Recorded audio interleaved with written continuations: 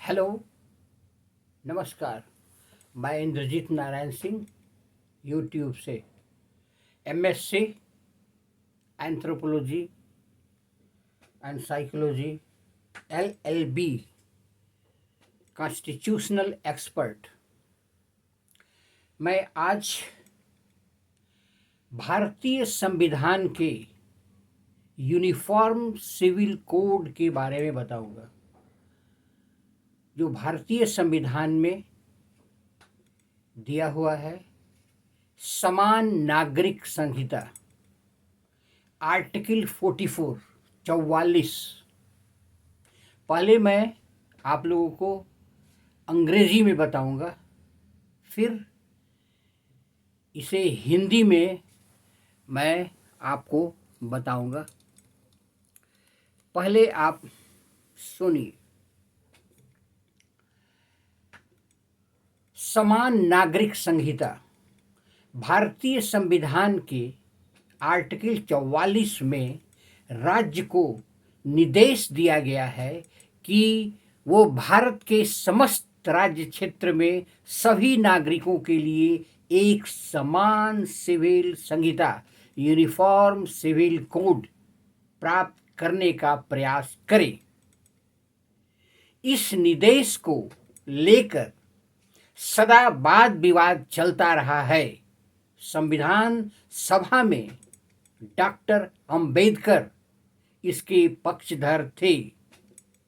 एक केस देखिए, SR Bommai versus Union of India AIR 1994, Supreme Court 1918 में उच्चतम न्यायालय ने संसद के समान सिविल संहिता यूनिफॉर्म सिविल कोड बनाने और लागू करने के अधिकार को मानते हुए सरकार से अपेक्षा की थी कि वह राष्ट्रीय एकता नेशनल इंटीग्रिटी के पक्ष में ऐसा कानून बनाए।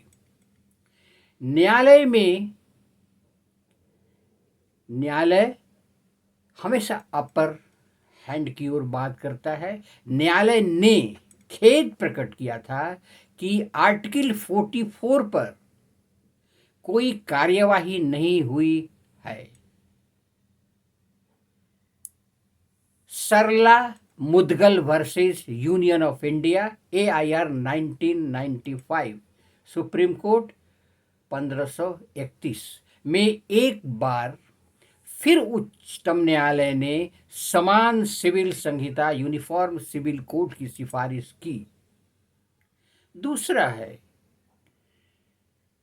Leading case Panna Lal Bansi Lal पास्त्रे versus Andhra Pradesh state 1996 2 SSC 498 में न्यायालय ने धीरे धीरे सुधार करते हुए समान सिविल संहिता यूनिफॉर्म सिविल कोड को बहाली करने का प्रावधान किया और बढ़ने की बात कही। सुझाव दिया कि अच्छा होता कि यदि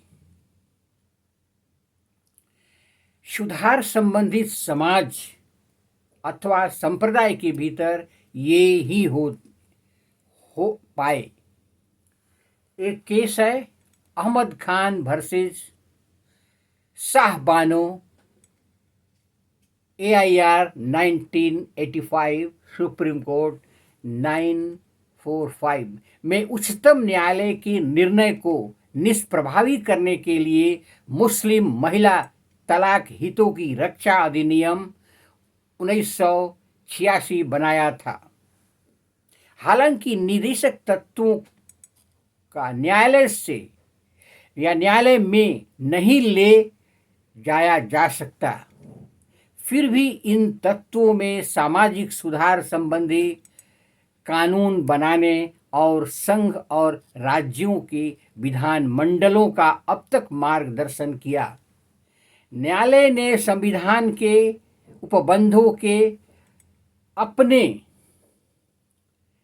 के समर्थन में इन तत्वों को उद्धृत किया और योजना आयोग ने राष्ट्रीय पुनर्गठन तथा कायाकल्प के प्रति अपने दृष्टिकोण का निर्धारण करने के लिए उन्हें उपयोगी दिशा निर्देश के रूप में स्वीकार कर लिया है। ये मैं बताना चाहता हूं कि आर्टिकल 44 समान नागरिक संहिता भारतीय संविधान का एक बहुत बड़ी एक्ट है। इसे डॉक्टर अंबेडकर ने इसे हार्ट एंड सोल के नाम से संज्ञा दिया था। आप सभी इसे लाइक करें, सब्सक्राइब करें और बेल आइकन दबाएं ताकि यूनिफॉर्म सिविल कोड आप लोगों को मिल सके, ज्ञान प्राप्त करें। ये एक अच्छी कानून है, सरकार को इस पर अमल करना चाहिए ताकि देश को प्रगति में ले जाया जा सके। धन्यवाद।